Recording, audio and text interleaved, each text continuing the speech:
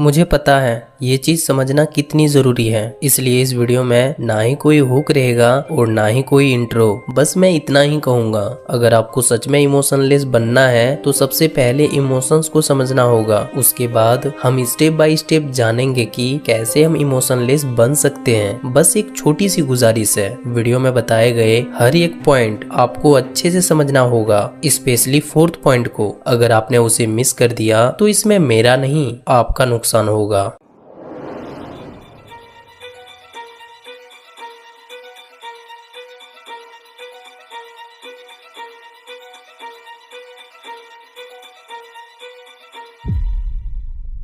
Emotion मतलब तुम्हारे अंदर उठने वाली वो फीलिंग जो किसी भी सिचुएशन के रिस्पॉन्स में होती है। सिंपल शब्दों में कहूँ तो इमोशन तुम्हारे अंदर का एक ऐसा रिएक्शन है जो तुम्हें बताता है कि तुम किसी चीज को कैसे महसूस कर रहे हो। जैसे तुम्हें कोई खुश करने वाली बात कहता है तो तुम्हारे अंदर एक हल्का सा एनर्जेटिक फील आता है, तुम्हारा चेहरा खिल जाता है। ये होता है इमोशन ऑफ हैप्पीनेस। जब कोई तुम्हें इग्नोर करता है या कुछ बुरा बोल देता है तो तुम्हारे अंदर जलन या फिर गुस्सा आने लगता है, और ये होता है इमोशन ऑफ एंगर। तो अगर सिंपल मैं बोलूं तो इमोशंस तुम्हारे दिमाग और दिलों का वो सिग्नल होता है जो तुम्हें बताता है कि तुम्हें कोई चीज अच्छी लगी या बुरी। फॉर एग्जांपल, मान लो रात में तुमने एक वीडियो अपलोड किया और सुबह उठकर देखा उसमें 1 लाख व्यूज आ गए थे। अब तुम्हारा चेहरा ऑटोमेटिक स्माइल करने लगता है, एनर्जी बढ़ जाती है। यही है इमोशन ऑफ हैप्पीनेस। अब जरा सोचो, उसी वीडियो में किसी ने नेगेटिव कमेंट कर दिया तो तुम्हारा मूड तुरंत उतर जाएगा, मन में गुस्सा और थोड़ा सैडनेस आएगा। ये है इमोशन ऑफ एंगर। एक चीज यहाँ पर नोटिस करो, सिचुएशन सेम प्लेटफॉर्म में हुई लेकिन रिएक्शन अलग था। यानी इमोशन सिचुएशन से नहीं बनता, उस सिचुएशन को तुम कैसे महसूस करते हो, क्या मीनिंग देते हो, उससे बनता है। अगर तुम किसी बात को पॉजिटिव मीनिंग दोगे तो इमोशन अच्छा होगा, अगर तुम उसी बात को नेगेटिव मीनिंग दोगे तो इमोशन बुरा हो जाएगा।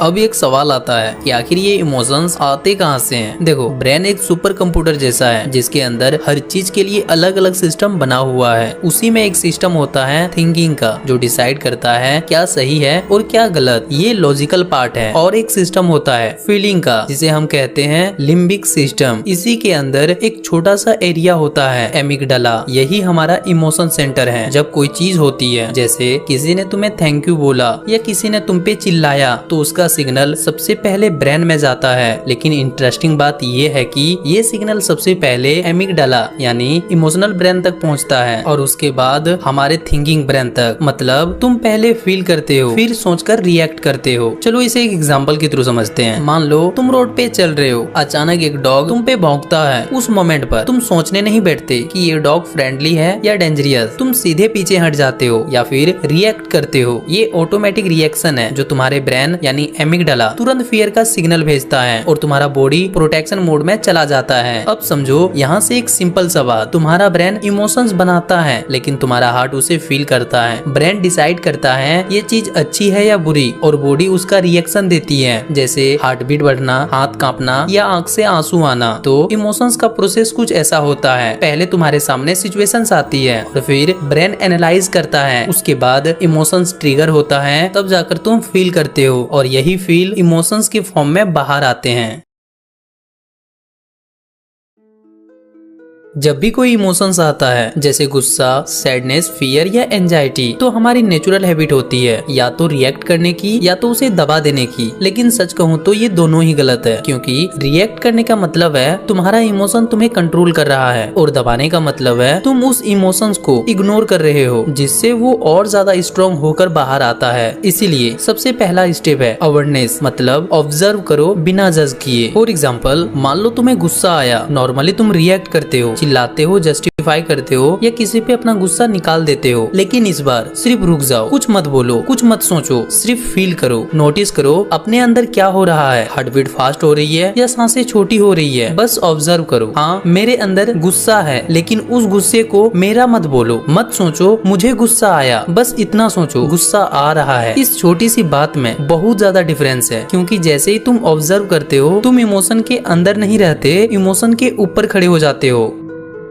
अब सवाल आता है, ये अवेयरनेस क्या करती है? देखो, अवेयरनेस तुम्हें गैप देती है तुम्हारे इमोशन और तुम्हारे रिएक्शन के बीच। इसी गैप में ही तुम्हारा पावर छिपा होता है। जितनी देर तक तुम ऑब्जर्व करते रहोगे, उतना ही इमोशन अपनी इंटेंसिटी खुद लॉस करता रहेगा और कुछ सेकंड बाद तुम देखोगे कि वो गुस्सा या सैडनेस धीरे धीरे डिसॉल्व होने लगता है। ये कोई मैजिक नहीं है, ये सिर्फ तुम्हारा कॉन्शियसनेस का कंट्रोल है। यही है माइंडफुलनेस। माइंडफुलनेस का मतलब होता है इमोशन फील करो पर उसे दबाओ मत। मतलब अपने अंदर सब कुछ महसूस करो लेकिन इमोशंस के गुलाम मत बनो। जैसे फोन पर नोटिफिकेशन आते हैं, अगर तुम हर नोटिफिकेशन पर रिएक्ट करोगे तो तुम डिस्टर्ब हो जाओगे, लेकिन अगर तुम बस ऑब्जर्व करोगे और डिसाइड करोगे कब और क्या रिस्पॉन्स करना है, तब तुम कंट्रोल में रहोगे।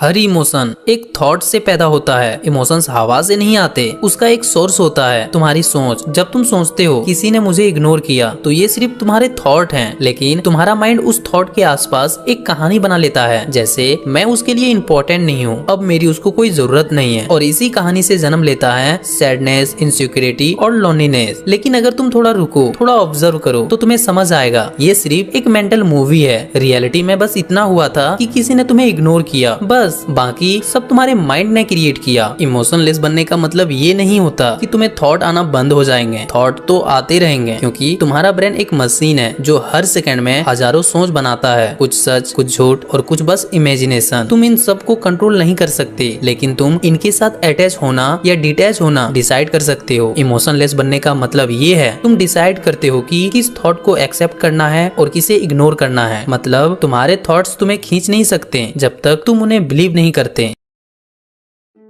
इमोशंस सबसे ज्यादा तब एक्सप्लोड करते हैं जब तुम अपनी वैल्यू दूसरों के ओपिनियन पे छोड़ देते हो। जब तक तुम चाहोगे कि लोग तुम्हें समझें, तुम्हें अप्रिशिएट करें, तुम्हें एक्सेप्ट करें, तब तक तुम्हारा इमोशनल स्टेट दूसरे के हाथों में रहेगा। जरा सोच के देखो, जब कोई तुम्हें इग्नोर करता है तुम हर्ट फील करते हो, जब कोई तुम्हें कॉम्प्लीमेंट करता है तुम हैप्पी फील करते हो। यानी तुम्हारा मूड उनके एक्शन के रिमोट से कंट्रोल हो रहा है, और जब तक ये रिमोट उनके हाथों में रहेगा तब तक तुम कभी इमोशनली फ्री नहीं हो सकते।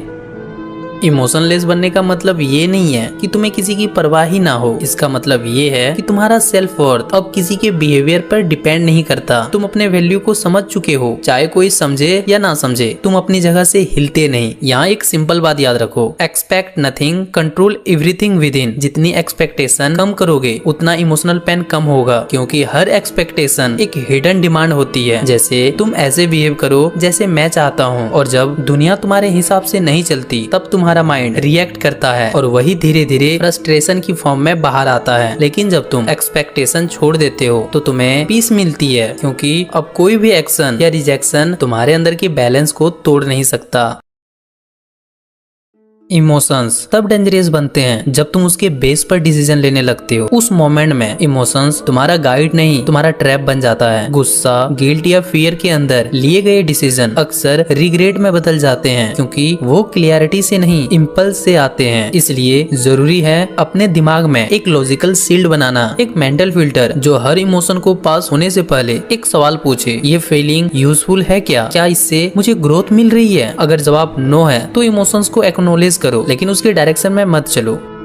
जब तुम्हारा लॉजिक स्ट्रांग होता है तब इमोशंस अपनी लिमिट में रहते हैं। तुम्हारा रीजनिंग उनके ऊपर एक इनविजिबल आर्मर की तरह काम करता है, प्रोटेक्ट करता है तुम्हें इम्पल्स के एक्शन से और डिसीजन को ग्राउंडेड रखता है। इसीलिए मेंटली स्ट्रांग लोग कभी कूल लगते हैं, पर असल में वो इमोशनली डिसिप्लिन्ड होते हैं। वो फील करते हैं पर कंट्रोल उनके हाथों में होता है। यही होता है रियल इमोशनल मिस्ट्री, जब तुम्हारा लॉजिक और अवेयरनेस मिलकर एक ऐसा आर्मर बनाते हैं जिसमें इमोशंस घुस सकता है लेकिन तुम्हें तोड़ नहीं सकता। और वही मोमेंट होता है जब तुम समझ जाते हो कि तुम्हारा इमोशंस तुम्हें कंट्रोल नहीं करता, तुम उसे डायरेक्शन देते हो। यही तुम्हारा लॉजिकल शील्ड है, तुम्हारा फाइनल प्रोटेक्शन। ये थे कुछ प्रैक्टिकल पॉइंट जो तुम्हें मेंटली इमोशंस कंट्रोल करना सिखाएंगे। अब डिसाइड तुम्हें करना है, तुम इमोशंस के गुलाम बनोगे या उनके मास्टर। और हाँ, मैं तुम्हारी हर एक कमेंट का रिप्लाई करता हूँ, इसलिए कोई भी सवाल हो तो कमेंट में जरूर पूछना।